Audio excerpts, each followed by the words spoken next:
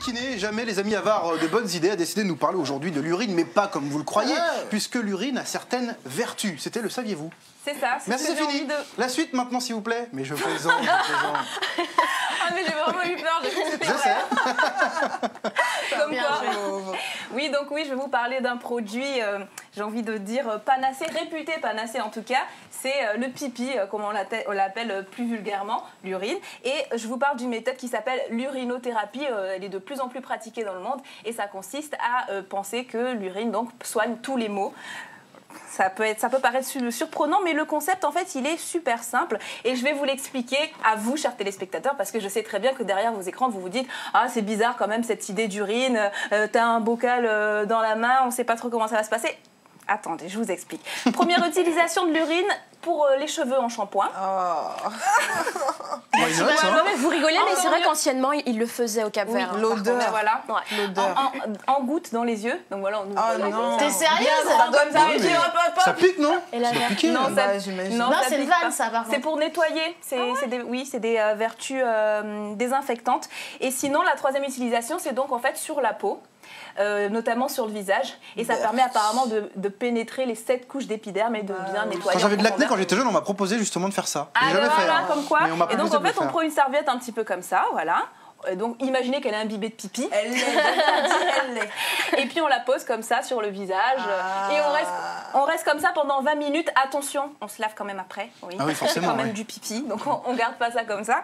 Et puis sinon, on peut l'utiliser aussi sur la peau directement avec du coton pour les personnes qui ont de l'eczéma par exemple. C'est très bon pour la peau, apparemment, pour les adeptes de tu vas tout tester, Dani, et tu nous diras. Je vais tout tester ici. Mais attendez, vous n'êtes pas au bout de vos surprises, moi je vous le dis. L'urine en tout cas, apparemment, c'est très propre parce que c'est composé à 95% d'eau et que c'est du sang en fait qui est plus ou moins nettoyé par les reins et c'est quelque chose d'assez propre. Et elle est tellement propre que beaucoup d'entre nous, ou d'entre vous, j'en sais rien, c'est pas encore mon cas, peut-être bientôt la boivent. Je m'y attendais en fait. J'étais là, suspense, j'ai envie de vomir. Non, on ne vomit pas. On a déjà vu ça, ils font santé et chin avec. Ah ouais? Oui, et en plus, c'est pas des petits verres, c'est vraiment des verres comme ça. C'est des chopes de pipi, quoi. C'est des chopes de pipi. Et cette pratique, ça s'appelle l'amaroli. Elle est très utilisée en Inde, c'est un mot indien. Et d'ailleurs, ça vient de là, le fait de boire un petit peu son pipi. Et ça consiste en fait à soigner apparemment les maux de tête, laver l'intestin, l'asthme, le cancer, etc. Et j'ai une petite surprise pour vous.